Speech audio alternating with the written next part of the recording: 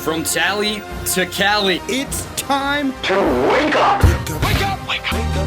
Warchant.com is your ultimate Seminole sports source. And this is Wake Up Warchant, presented by Corner Pocket Bar and Grill. One more corner pocket.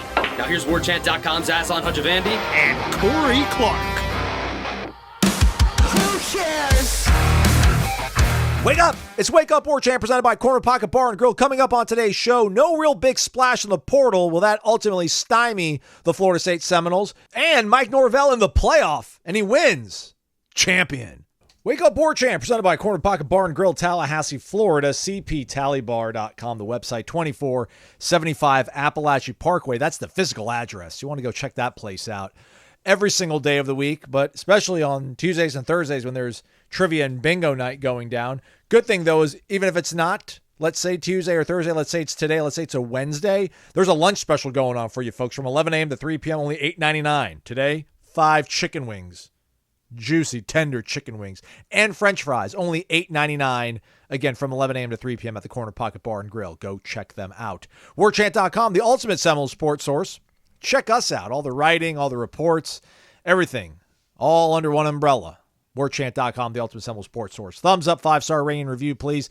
And by the way, yes, it still is $1 to subscribe for a month. So be part of like the other Buck Club, y'all. Come join us. It's always a great time. Corey Clark in the house. Always a great time hanging out with him here on the program. Corey, how are you? I'm all right, buddy. How are you doing? You doing okay? I'm bored. A little bored. Okay. What was going on here? I don't like this portal. I don't like this transfer stuff. I don't like this NIL stuff. But I'm like, all right, I'll make the best of it. It's a quasi-free agency. It'll be fun to see who leaves, who comes in, and who else moves around the country and bolsters rosters. It's really not even so much Florida State having a quote-unquote boring time. Maybe I'm speaking out of line saying it's boring. But there's not a lot of moving and shaking going on. And I'm just curious as to why that is. Rhetorically, I guess, more than anything. Yeah, I mean, this is it, right? Yeah. By today, it's over, right? You can't get in the portal after today, correct? Yeah, 30th. It's been surprising. Maybe not so much the lack of people coming in. It's the lack of people leaving that, to me, has been surprising.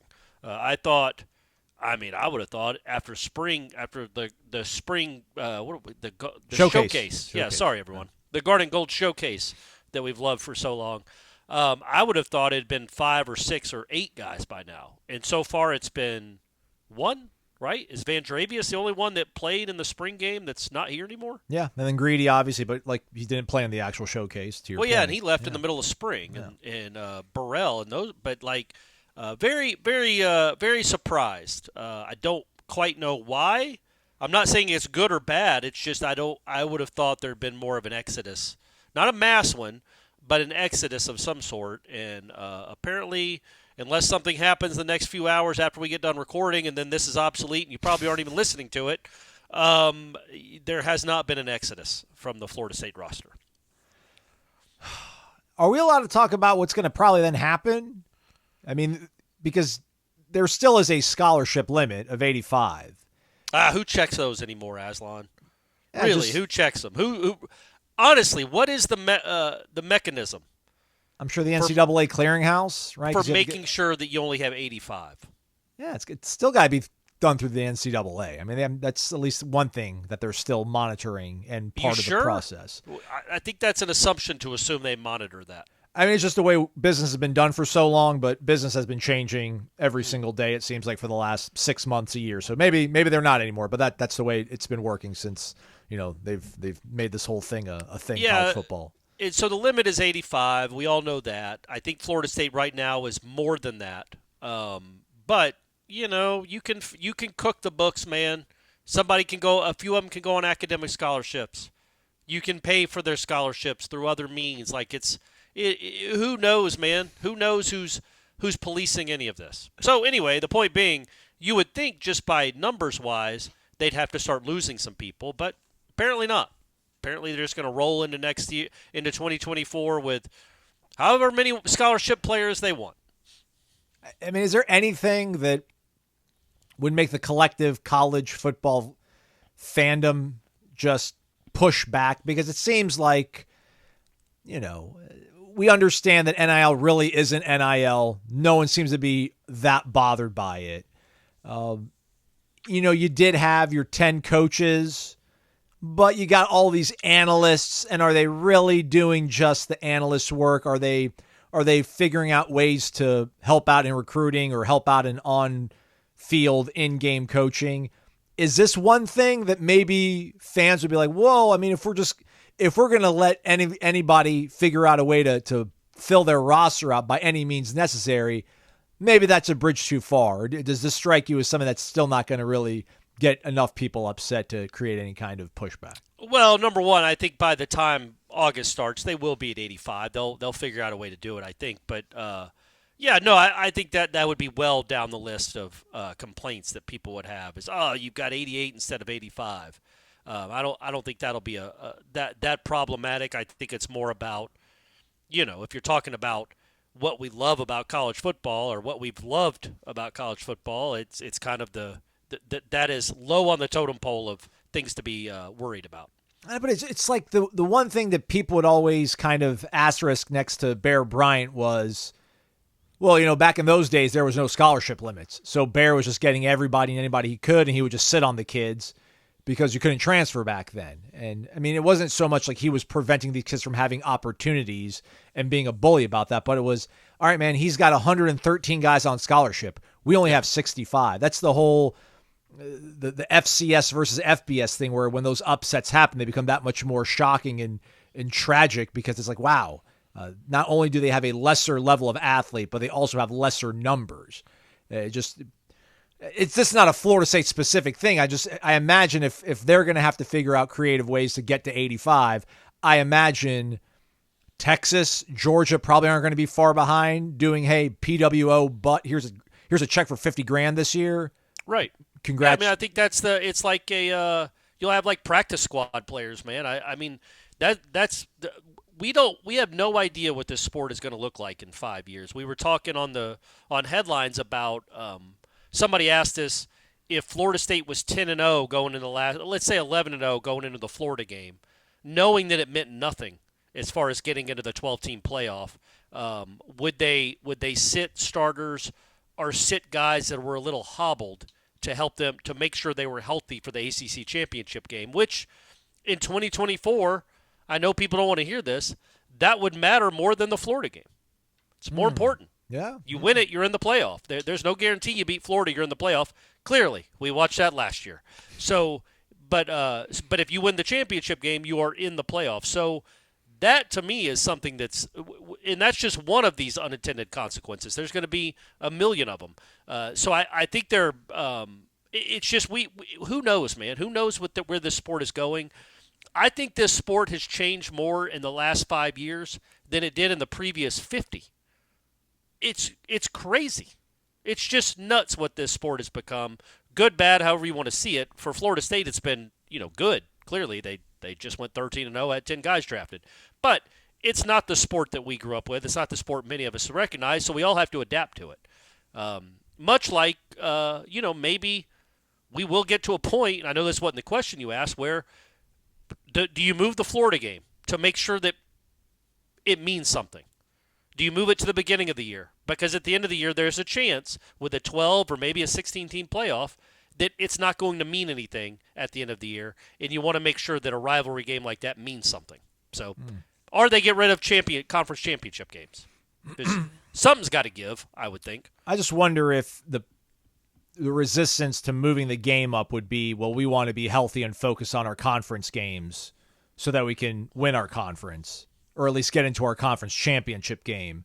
Because, again, if the ACC championship is the end-all, be-all, which it is, because, again, if you win the conference, you're in the playoff, you probably want to be at your best, your healthiest, those first 10 weeks and get all your conference games in, as opposed to, having to maybe schedule, ending up having to play Louisville in late November, and it's a sleety, gross night in Louisville, and then that game you lose, and you end up not going into the conference championship game.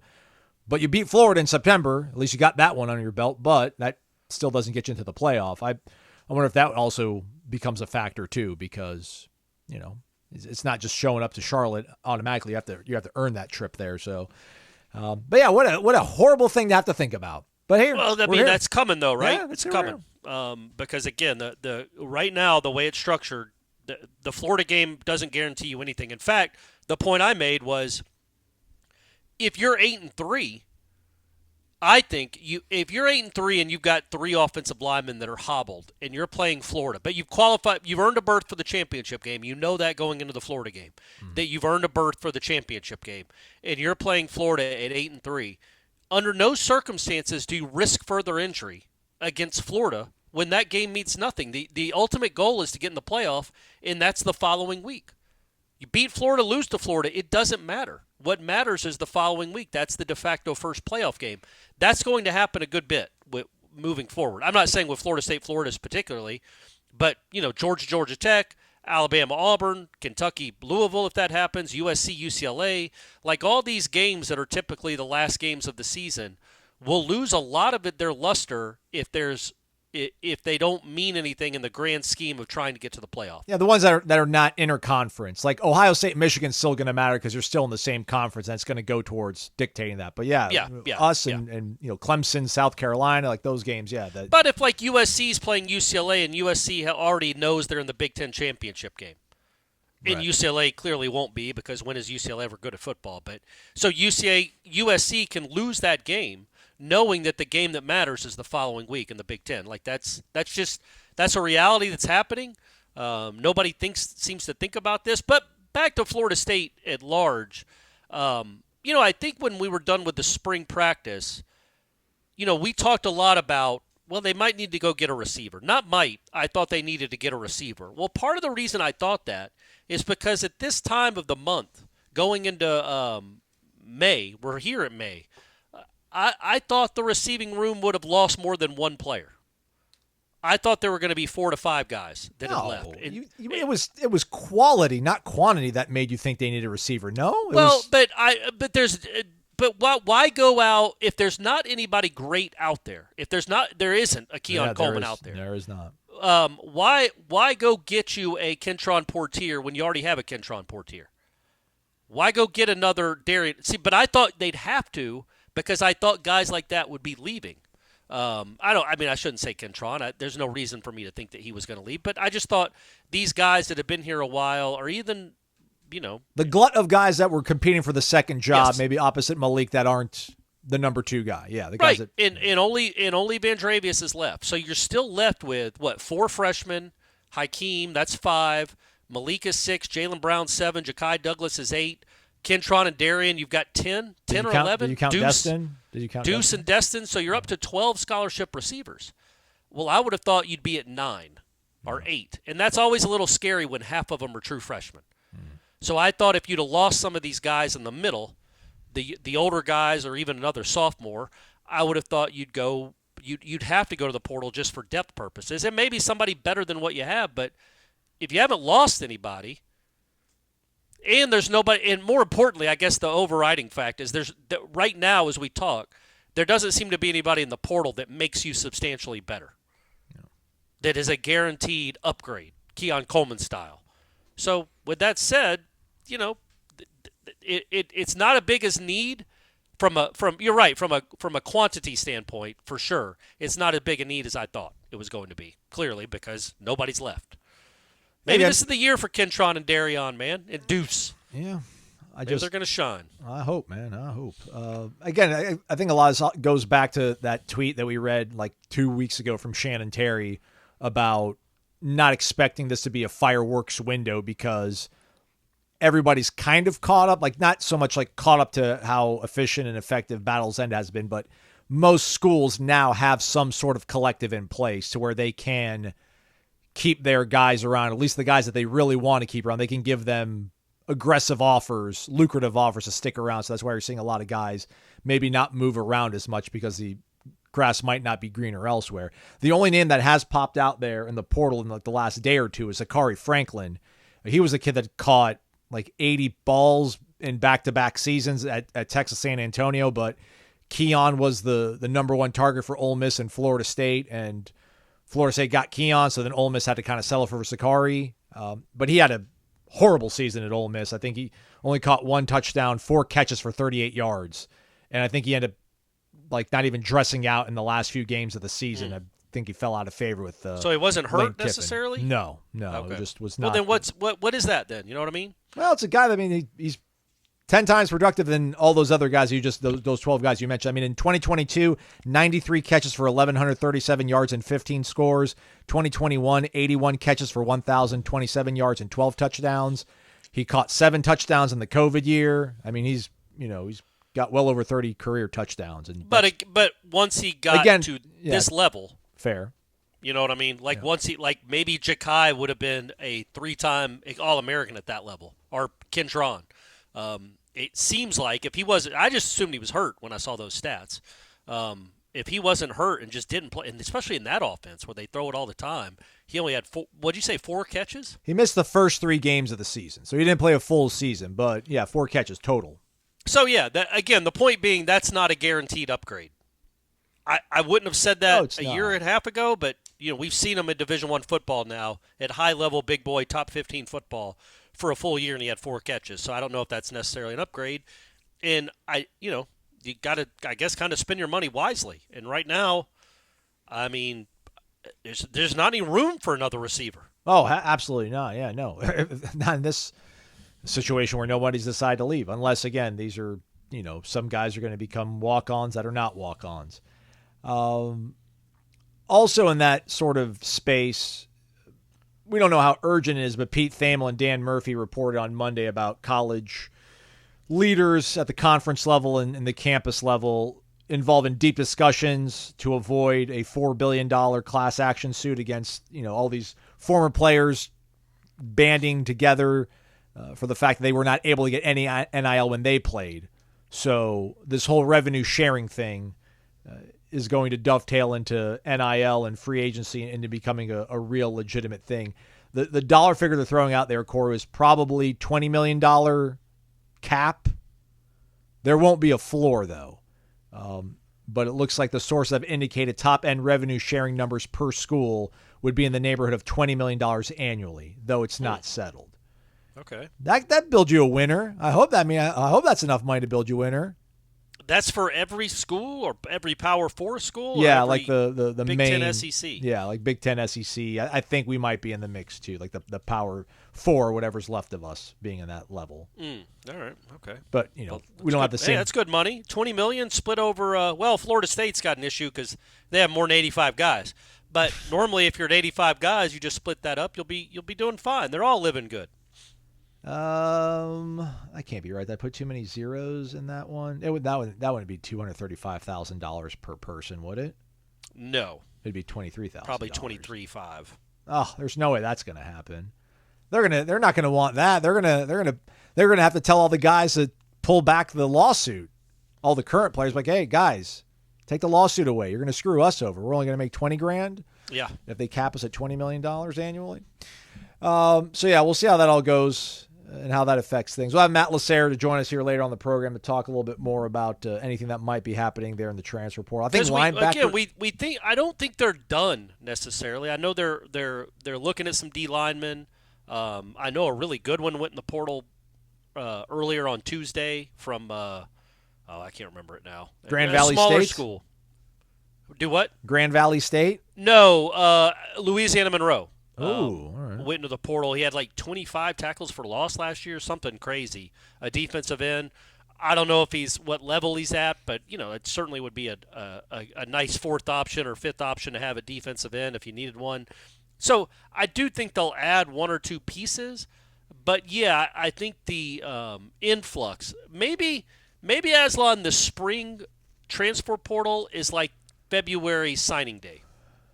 Where Florida, it's not like Florida State wasn't active in the portal, man. They brought in 14 guys, including our man Rizzo, who hasn't arrived yet. But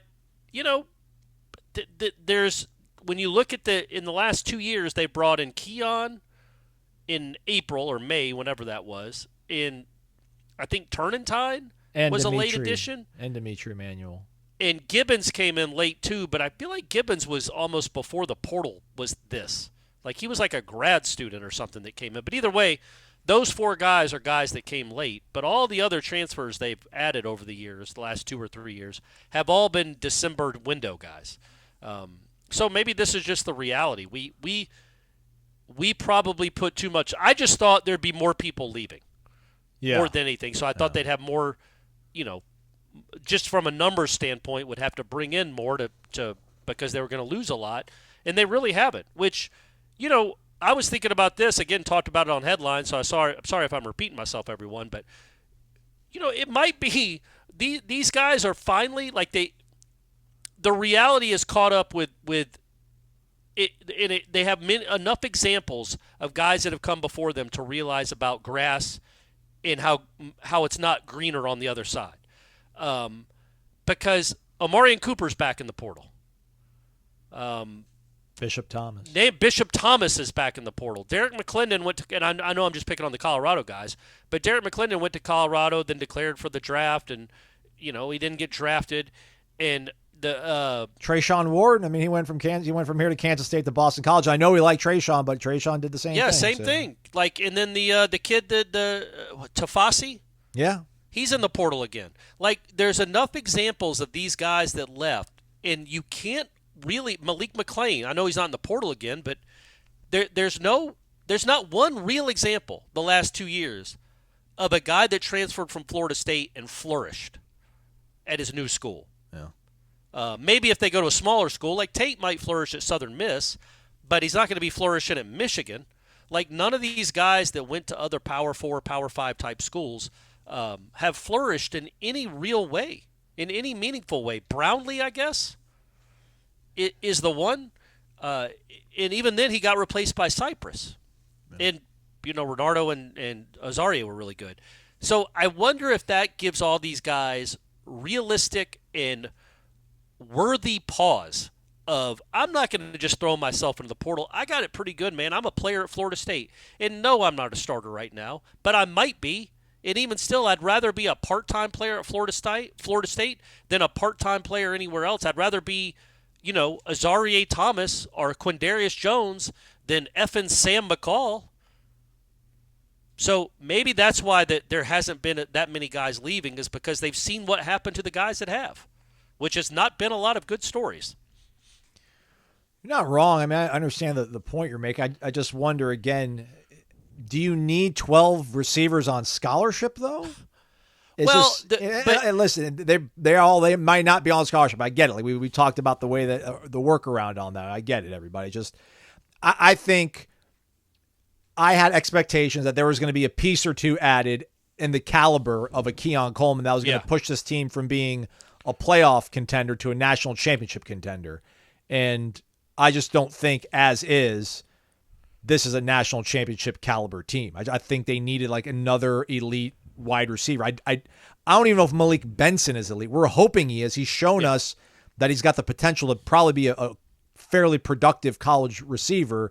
But man, when you had Johnny and Keon, it's like you don't have either of those pieces. And you had Jordan. I mean, listen, man, Jordan went 5th round off a broken leg that was sustained not that, far in the past. So, like, you had some real legitimate pieces. I mean, Trey Benson, 3rd round running back, second guy off the board from that position. Like, there were really elite pieces that maybe, like, if everybody decided to stick around, like if Patrick Payne's like, man, I'm going to be back in 25, you start thinking about the way they would look in that window and like, okay, at that point, yes.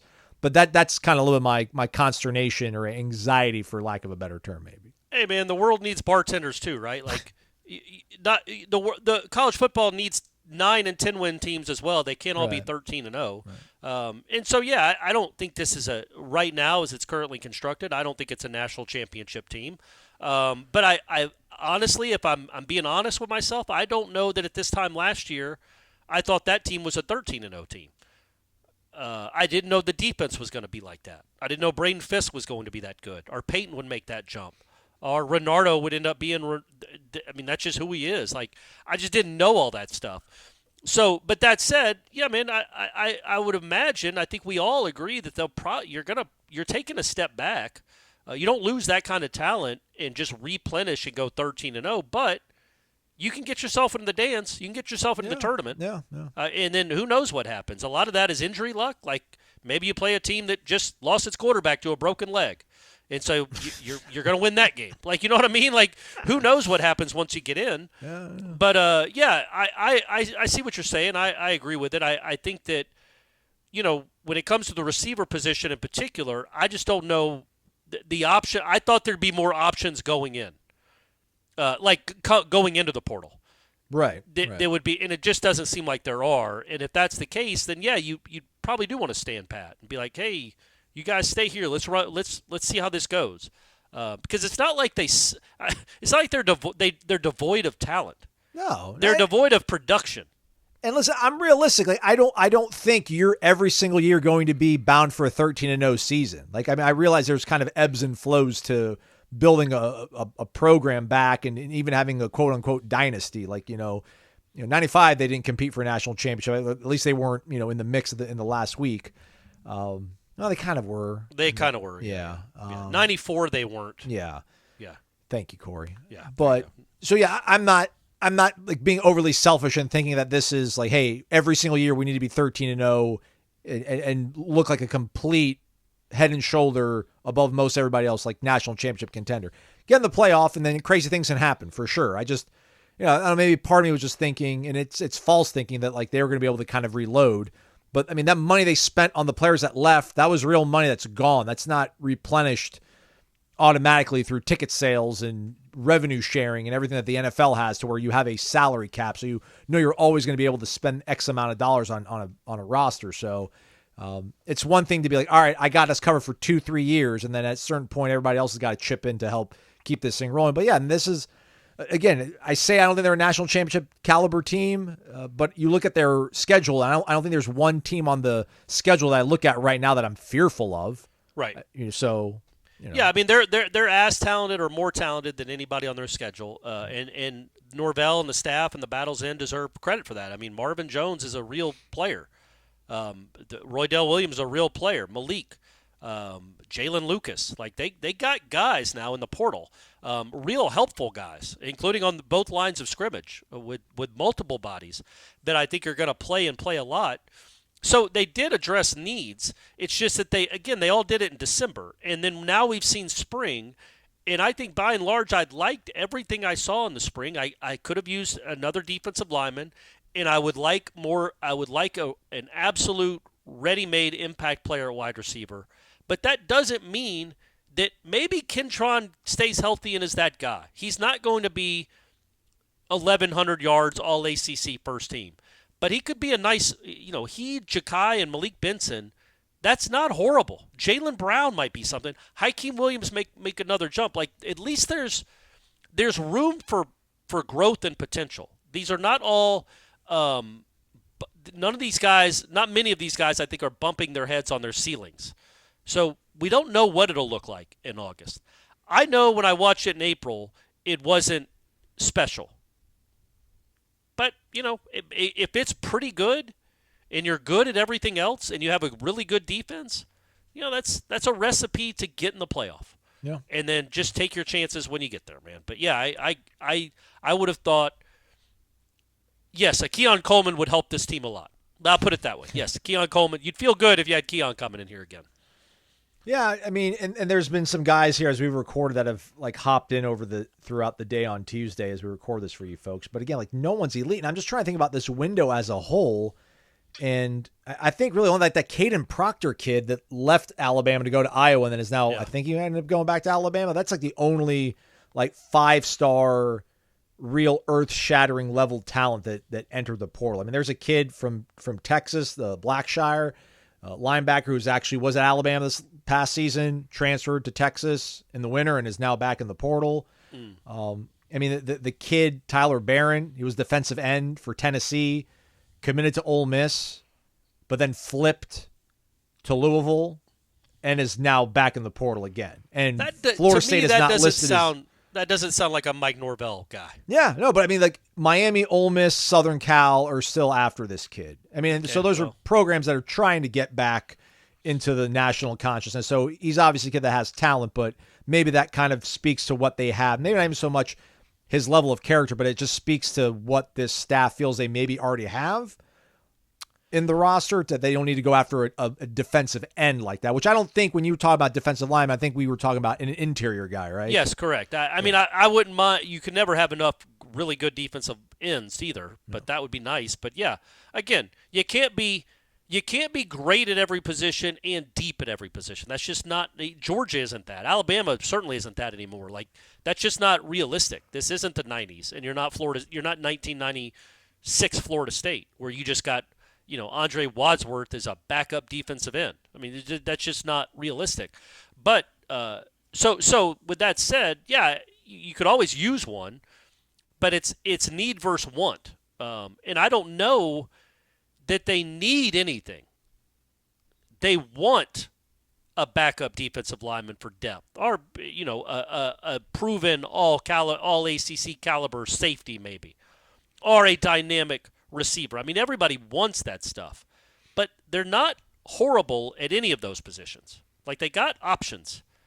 So that's the good news, is the roster is in a place where you're more of in a want not or a need, and want not need, as opposed to need. You don't need a lot of stuff. You would just you want to get greedy. Like, I'll be honest with you, I didn't think Keon was an absolute need last year. No, it wasn't at all. I felt really good about the team heading out of spring. Felt really good about it. Fisk was a need. Yeah. Well, it turned out they were very much needed because of some other things that happened at both those positions. But yeah, man, and they were also special. And that's what we don't know yet. But we didn't know that about Fisk either. Like, maybe Lola Hea has a Fisk-like season. I know they play different positions, but maybe he's that guy this year. Maybe Marvin, replicates a little bit what Jared Verse was. I feel good about that. That's fair. The lamenting that we have now because nothing has happened in the portal the last month, well, everything that was supposed to happen, all the big things that were supposed to happen, happened in December and January. And we just, the spring, again, like when you sign all these high school kids, it's now in early December instead of February. Nobody signs in February anymore. Well, maybe we're learning that the spring cycle is much more barren than we thought it was. And maybe Keon was just kind of a shooting star that's not going to happen that often. Yeah, I just wonder if, last thing as we maybe pivot to something else here, but I just wonder, I feel really good about the defense.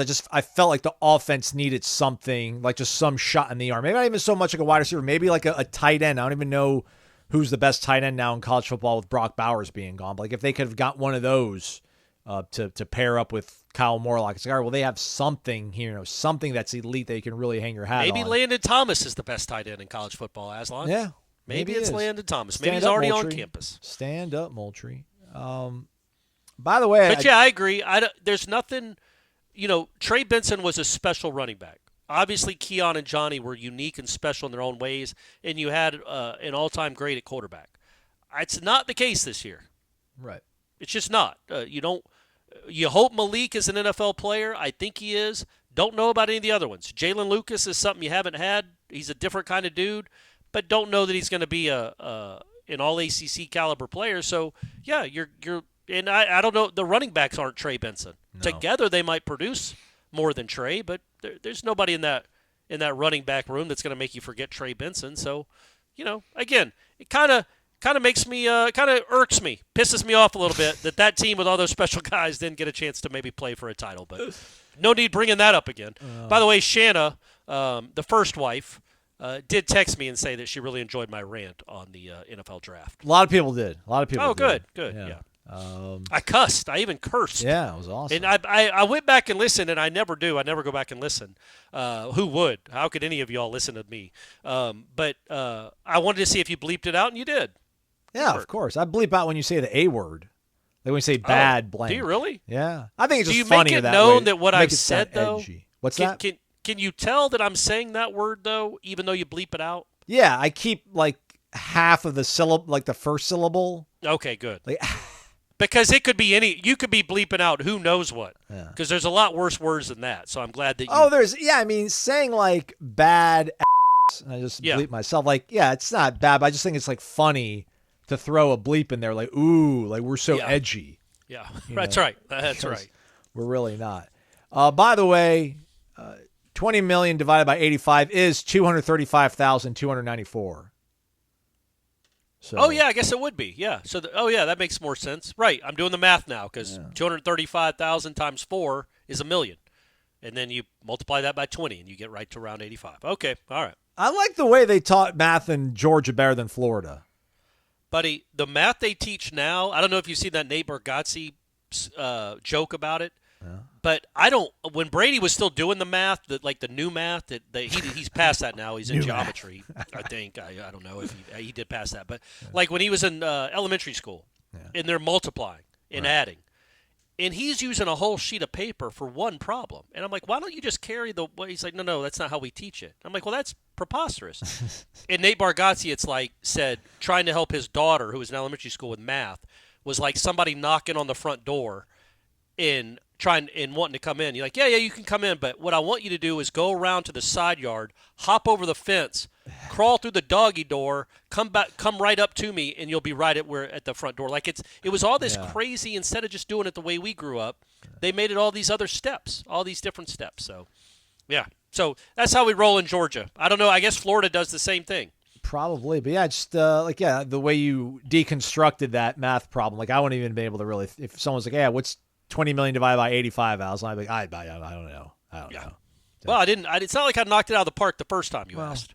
I mean, I had to use a calculator to get it figured out. But yeah, it's, I think at that, I just wonder. I don't want to keep going down this road. This is rhetorical. Then we're going to talk about how awesome vitamin energy is. Okay, great. Will it ever stop though? Like even if there is revenue sharing, won't there still be other avenues for players to get more money than just the check that's cut to them officially? Yeah, I mean, it'll be like the NFL, right? Like, Pat Mahomes and Travis Kelce make a lot of money not from the Kansas City Chiefs. Travis Kelce more than Mahomes, crazily. So, yeah, I think there'll always be those kind of avenues, but it would be nice, again, if the brunt of the payment to these players, to get them to go to school, to pay them what they're worth, if you can roll your eyes at that if you want, but whatever. It would be nice if that didn't fall on boosters and alumni. Yeah. That the people that pay all this money for the TV contracts, that pay all the, you got to pay your coach $10 million. Oh, yeah, and you got to play the rock. It's just crazy. It's crazy that if I was a Falcons season ticket holder, I'd be like, man, I sure would like to get Derwin James. I guess, hey, all Falcons season ticket holders, rise up. Show how much you like the Falcons. Each of y'all give $500,000 so we can entice Derwin James to come to the Falcons. It's like this is just a crazy, crazy time in the history of this sport. Yeah. To make everything make sense, I think I need to be locked in, dialed in. I need to have my focus at its best. Only way to do that is by taking Vitamin Energy Focus Plus. 260 milligrams of all-natural caffeine, as well as nutrients that have been proven, that's right, proven in clinical trials, clinical tests over 14 days with numerous people across all sorts of walk of life to show that indeed not only gives you energy because there's 260 milligrams of caffeine in this stuff, all natural caffeine, but also the nutrients and the vitamins do help reduce brain fog, do help boost your immune system, do help improve your mood, and yes, improve your focus as well. This sounds interesting, Aslan. Tell me more. Go to vitaminenergy.com. Use the promo code WARCHAMP BOGO, WARCHAMP BOGO, and when you buy an item, you'll get one of equal or lesser value for absolutely free. vitaminenergy.com, behind this entire endeavor, Florida State alums, hooking you up with that promo code. Again, WARCHAMP BOGO. Shake it and take it, vitaminenergy.com. Matt LaSerre talking portal right after this.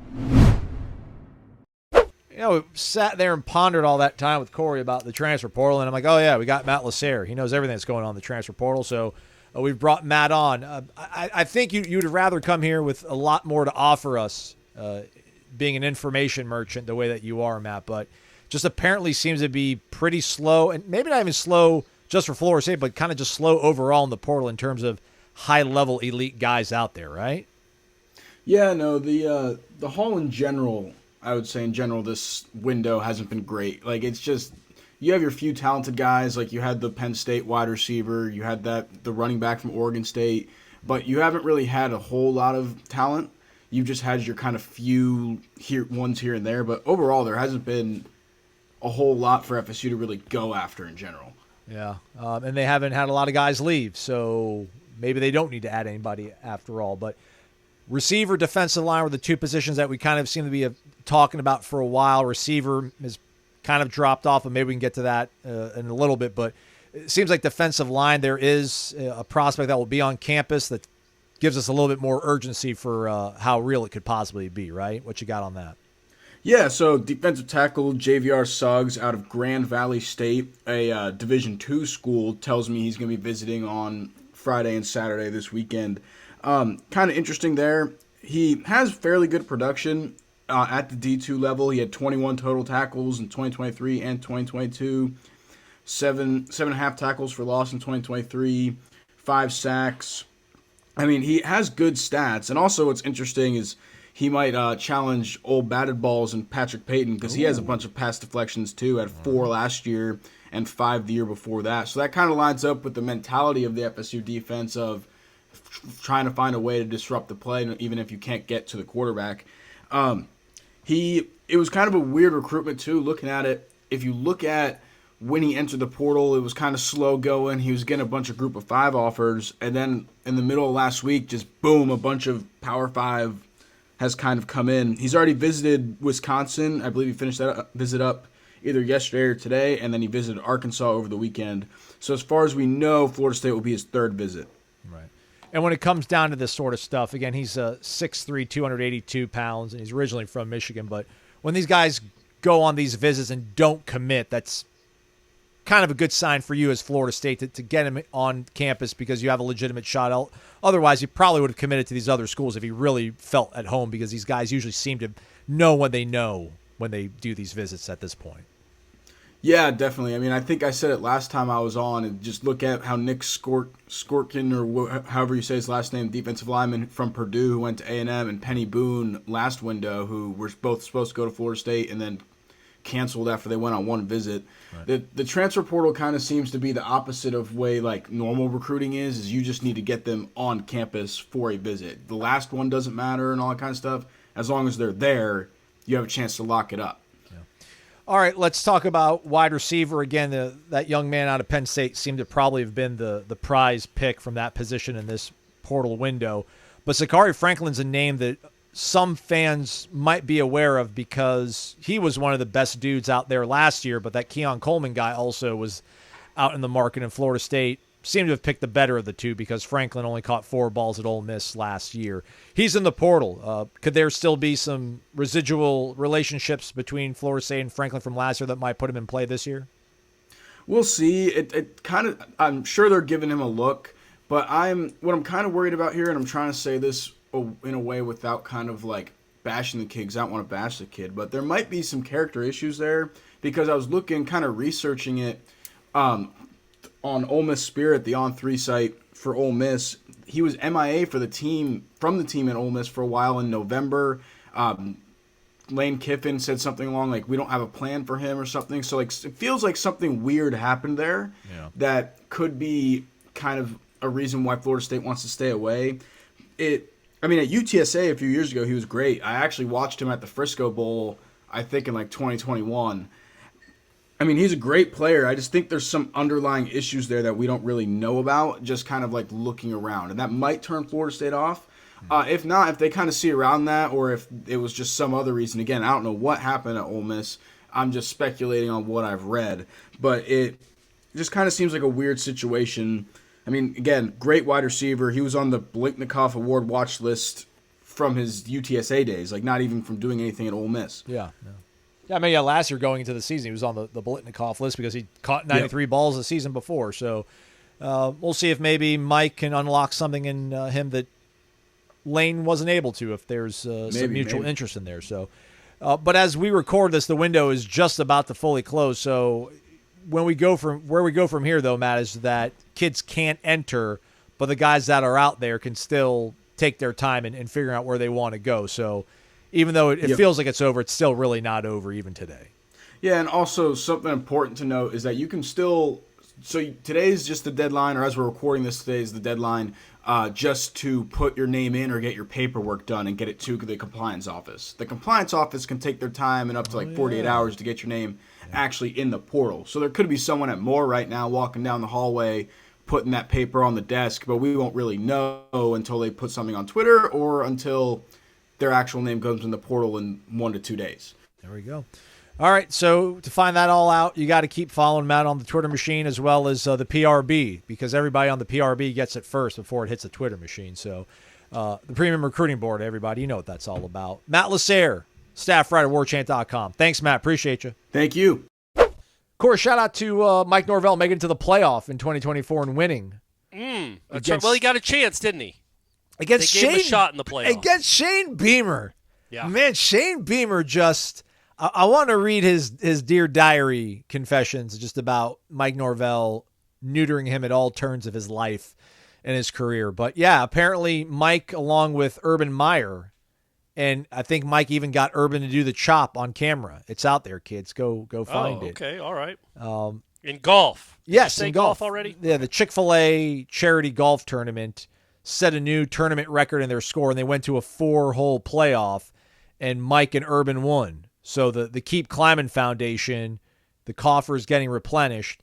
And I think there was even a quote there from Urban where he said, today I was a Seminole fan, which still might make Seminole fans vomit, but nonetheless. Because you don't believe it, because it's not true, but he's just a gross dude. But yeah, good for I didn't know Mike. I mean, Mike looks like he hit buys and tries before he went out into the course yesterday on Tuesday, but I didn't realize he was such a good golfer. And I saw Urban putt, and Urban wasn't the talent. He wasn't the ringer for this group of guys. But, yeah, Mike won. So that's awesome. That's cool, man. Yeah, man. It's good to know your coach is an athlete, can get it up and down, can hit it around a little bit on the course. That's always fun. He's not singularly focused.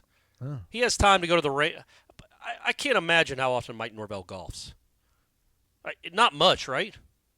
I don't know. I think after spring practice, I think he usually tries to get to Southwood while the sun's still up and get a bucket of balls on the range. Get 9 in? Yeah, probably. Man, unless he's got a golf simulator in his house, which he probably could. He certainly could. That makes a lot more sense. Something calming. Just go out there repetitive while his mind's racing 100 miles an hour. Just kind of calm everything down and just get you 50 swings in. But yeah, otherwise, he just doesn't seem like a golfer to me. I mean, he kind of looks the part. But I just didn't think I didn't expect. I was surprised by that. But I think Jimbo won that one year too. Oh, really? I think so. And I was like, man, I didn't even know Jimbo had clubs. Just doesn't strike me as a golfing guy. Yeah, there's a lot of weird pairings out there. I think it was every active coach with a retired or out of the game coach. So like Spurrier was out there. He was paired up with the NC State coach. Although I would rather have seen Spurrier with Norvell, but I guess they won, so he really can't complain. Right. PJ Fleck at Minnesota was paired up with Dan Mullen. Okay. Dan Mullen, what do you do? So it was a former coach and a current coach. Yeah. That's how they're paired up. Yeah. Okay. A weirdo with Fleck and Mullen are both weird. Yeah. Guess who Kirby's partner was? Tommy Tuberville, Senator right. Tommy Tuberville. Great. Yeah, that's right. Senator Tuberville. So it was Shane Beamer and Houston Nutt that Norvell and Urban Meyer took out. So shout out to Coach out there winning in a playoff nonetheless. Softball tonight, 7 p.m. against the Gators, Corey. Florida State, 40 wins on the season, kind of where they're expected to be, I guess you could say. And it was kind of cool speaking to Lonni yesterday. Go check out the interviews. I don't know if we got anything up on the site about it, but I know we got the interviews up on the Warchant. Yeah, there's a story up on it. Yep. Yeah, the Warchant press room, I think is what we're calling it. It's our alternate YouTube feed. Okay. So go subscribe to that one. But yeah, she admitted as much, pretty much, that she figured that February was going to be really rocky, but she didn't know that they would maybe be this good or have found their legs as well as they have at this point in the season. So that was kind of revealing to hear from Lonni because, again, but everything is relative. Like, they struggled relative to a team that's been competing for a national championship and making it to Oklahoma City, not for a team that's ranked in the teens and the 20s or what have you. Yeah, but it wasn't the record, right? It was they're giving up 11 runs in an inning. Yeah. That was what was problematic. It wasn't just that they lost to Georgia, it's how they lost to Georgia. Like, a national championship contending team doesn't give up 20 runs in a softball game. That's crazy. It just doesn't happen. It did happen multiple times where they just got tattooed. by decent teams, and then the pitching has found itself, and then the offense has been good all year. And Beecham, like I said, is just remarkable.